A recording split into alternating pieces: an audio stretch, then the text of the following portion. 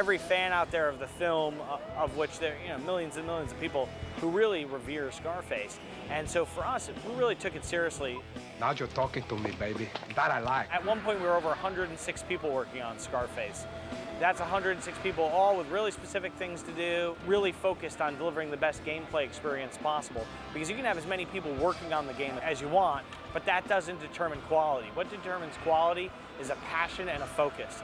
And Radical has that going away for Scarface. They've been working on this game, by the time we're done, close to 3 years. And unless you have a drive and passion and focus for the product, you're not going to be able to get the best out of those people. Well, it's not just any popular movie franchise. There are a whole bunch of very passionate people out there. This film means an incredible amount to them. So, what we all want to really do is respect that and give them what they're after, but also respect the fact that we are making a game, and a game is a very different thing from a movie. You can make a movie about a story, you can write a book about something, but nothing puts you in the driver's seat like a game. You thought you could take me? No one takes Tony Montana down by me!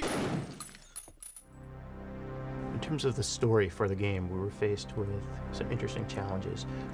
One, the movie story was just so well done by Oliver Stone, Brian De Palma, Al Pacino, and the rest of the cast that there's really no way that you could improve upon what they did in the film. The second was that Tony dies at the end of the movie. And so for a player to invest their time in gameplay only to have the character that they've become so involved with die at the end of the gameplay experience, we didn't feel was very compelling. So we ultimately decided on the strategy of creating a sequel game, a what-if scenario. What if Tony didn't die? Well, I'm back, okay? This is my town, my world, and nobody's gonna take it away from me. For us, because we're going to change the fiction of the film, we had to start at a point prior to Tony dying, obviously. But the other reason why we chose that mansion, shootout as the opening is, Scarface can't be a pussy ass, Tony's gonna ride a bike around Miami for the first half hour of gameplay. It's gotta come over the top at you like a fist to the face. And that's why that Tony, blowing open the door, say hello to my little friend line, and then just spilling out bullets into people's bodies was something that set the tone and said, you know what, this game is gonna fucking grab you by the balls right at the start and not let you go until you're out of Tony's mansion. So it's sort of like, can the player, when reliving that experience, can they even out Tony?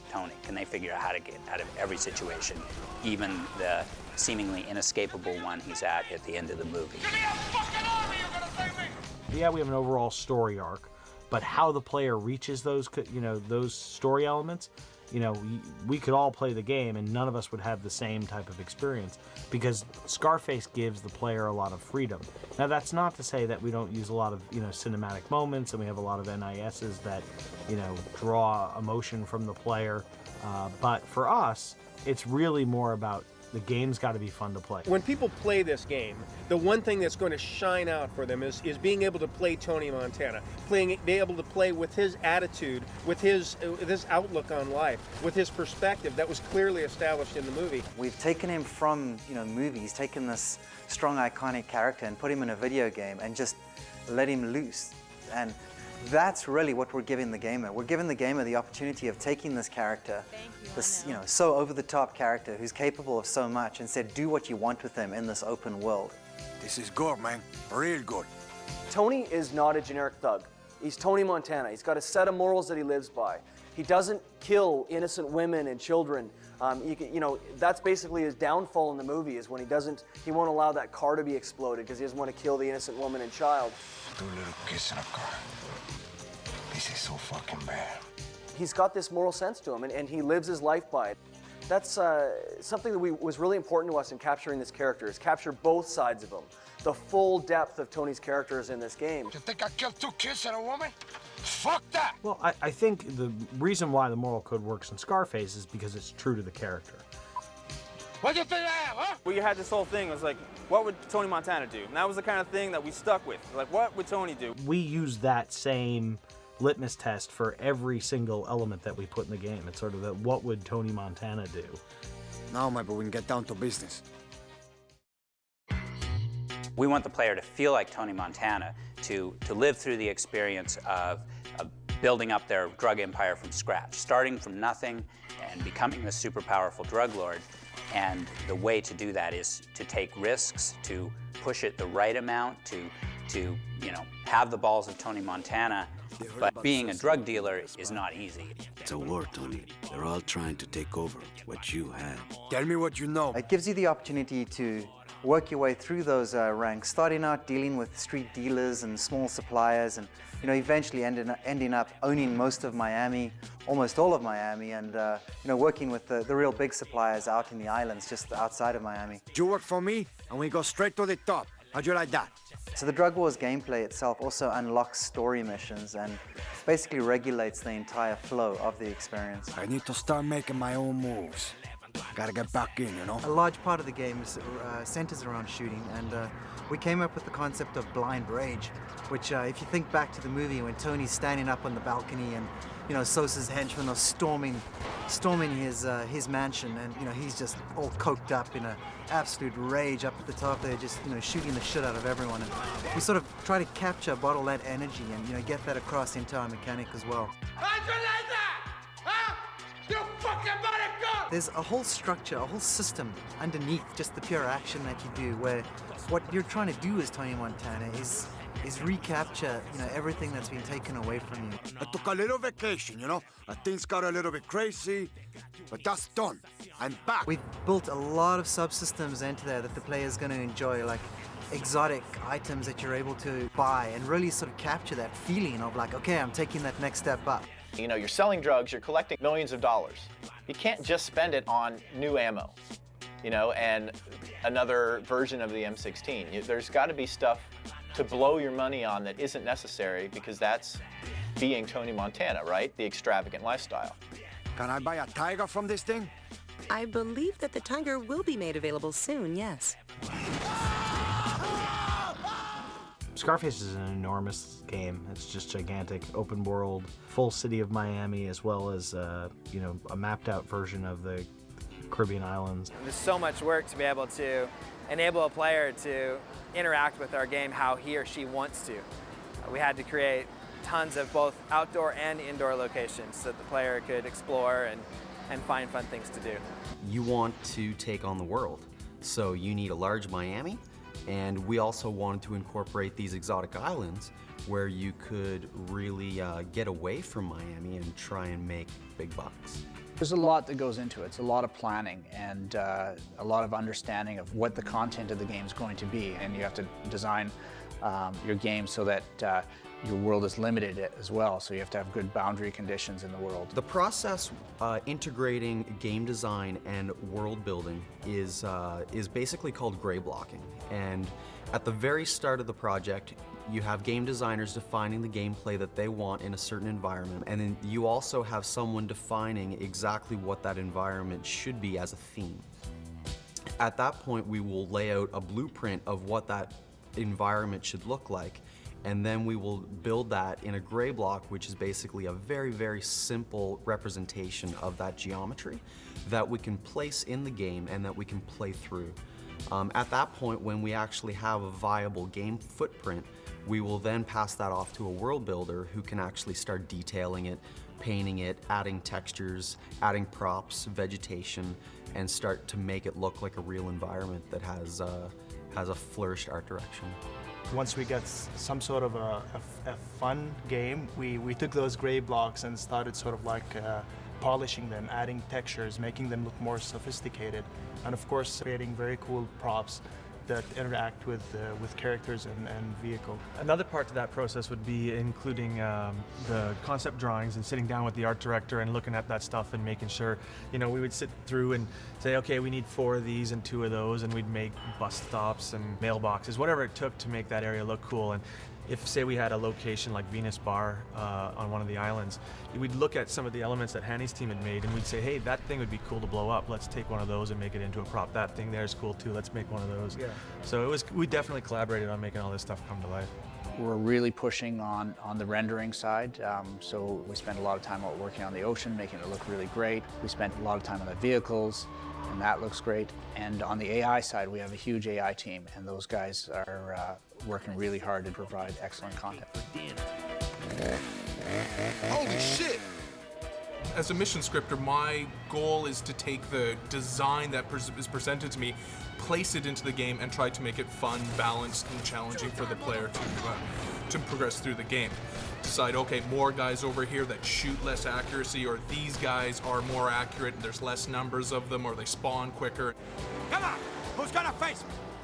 Vehicle AI in Scarface has quite a large scope. There's a number of different types of vehicles in this game: cars, boats, helicopters, planes. From a technical point of view, there's a lot of challenge there. These cars need to race, chase, flee, explode in spectacular ways. Traffic AI has to respond the way you think they should, stopping at stoplights, not running over people, cops spawning, chasing you. Of course, they must also respond to Tony in the way you want to be responded to. When he taunts them, they get out of the cars, you can take their cars, they respond to you with dialogue.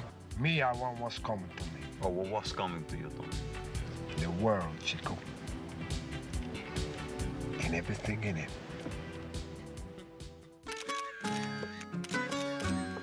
We actually took a trip down to Miami before the project started and took about 4,000 photos for reference. And the biggest thing was just getting a good feel of the culture and just the life of what Miami is really like and what it was like to be there around that time. And that just gave us amazing inspiration to come back here and create these environments. What I brought back from that trip to Miami was sort of like the light, that feeling of heat, that sense of the pace of life. Those are the sorts of elements, rather than, you know, this building sat on this corner or this road had this kind of junction at the end of it. It's more that kind of ambience rather than a literal kind of accuracy. We looked at those pictures and we tried to get the essence of those pictures and translate them into cool-looking environments. It's a very stylized impression of Miami, I would say. Elements from the game, the street lights, are all stolen straight from the real world. We'd build the models, put them together. Also incorporate with the models is a destruction state where there's a version of it where it's clean and a version of it where it's destroyed. Those two elements are exported out. We then add to it effects and some of the information to tell you how it's going to behave. And then at that point, we throw it through the pipeline into the game and test it out and see how it works.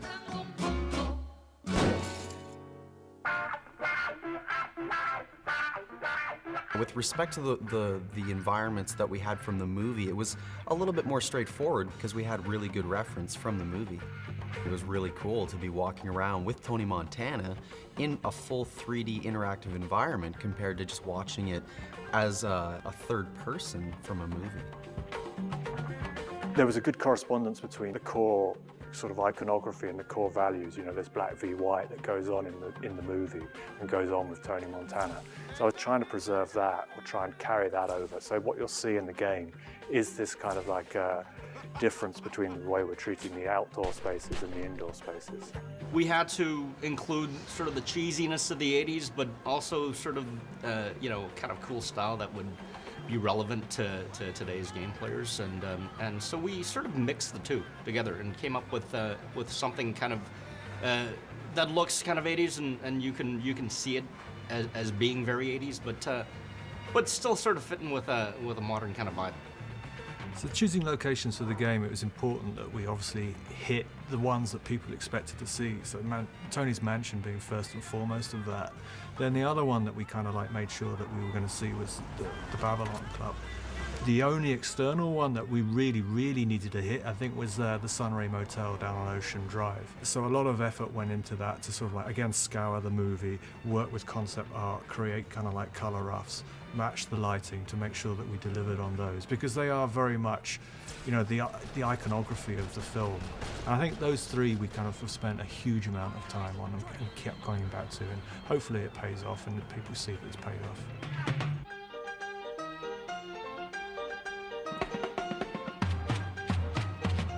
A lot of the scenes that you see in the movie, they were kind of sets that were constructed in the studio, and you never know, you know, how one space leads into another. For a game, you have to kind of make that imaginative leap. You have to create those joining spaces. So that's what we've done. We've got things like the vehicles, the characters, the props, the cinematics. Each one of those is at a stage where you have to kind of coordinate the look and coordinate how they're relating with one another. Time is gone.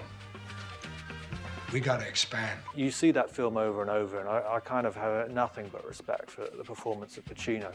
What he's doing in that film all the time with his face is unbelievable. I mean, when you see subsequent shots of him sort of from other movies, he looks like a different person. We were probably under a lot more scrutiny than any other game as far as cinematics goes. This is a famous movie. We have the most famous face ever in a video game. We're trying to make it as close to the movie as possible. We watched the movie. We used De Palma's shots, you know, his signature shots as inspiration.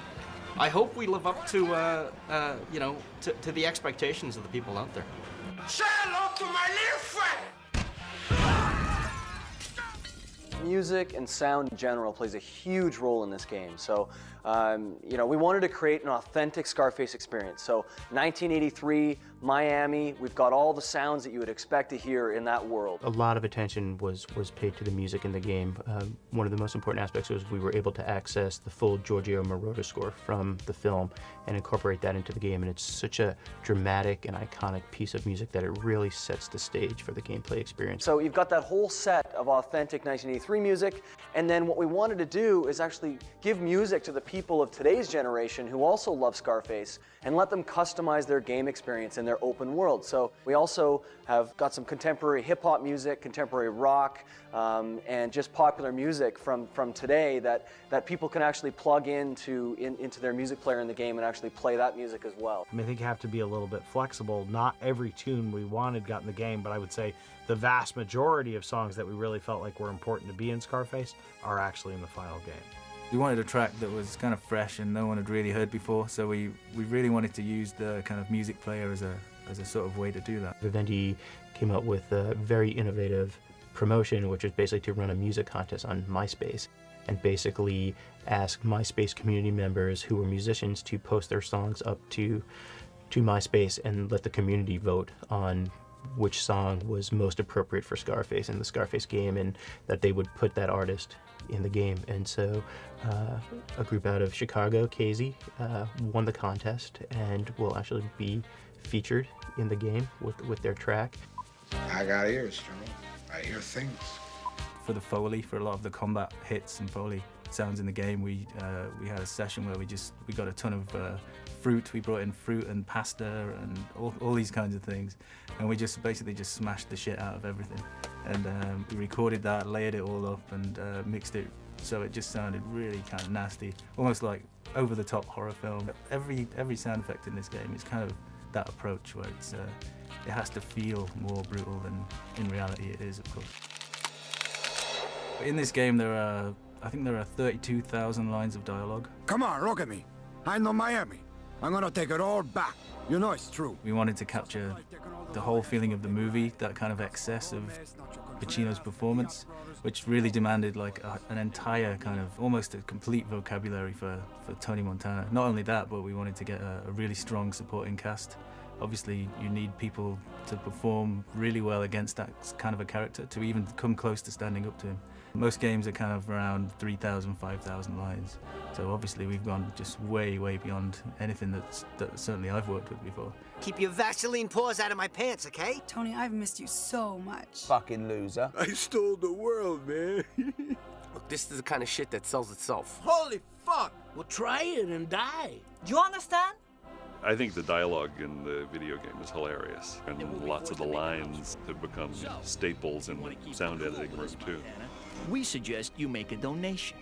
Maybe you two should go home and donate a little something to your wives, you know? Obviously bringing all these elements together, like the sound effects and the kind of dialogue stuff, that obviously needs to be mixed, and like with interactive entertainment, it's very different to mixing like a movie, for example, because everything is linear in a film, and it's everything's laid out, and you know what the big events are, and you know exactly when they're going to happen. So with a game, it's completely kind of open-ended, and you never know when the player is going to trigger these events, and you never know what music is going to be playing in that situation. You don't know what kind of characters are going to be there, so we have to do like a kind of full interactive mix for the whole game. So we're taking all the game production and we're moving it to where we're going to mix all the different elements of the game on that stage there. There's a lot of people that feel very passionately about this product, feel very passionately about the character, and it's up to us. You know, we need to take good care of that. It's very exciting working on a game that you know people are going to pay attention to. I'm a big fan of the movie as well, and we're doing everything we can to make sure we deliver on an authentic Scarface experience because we know how much it means to the fans. You finished? Can I go now?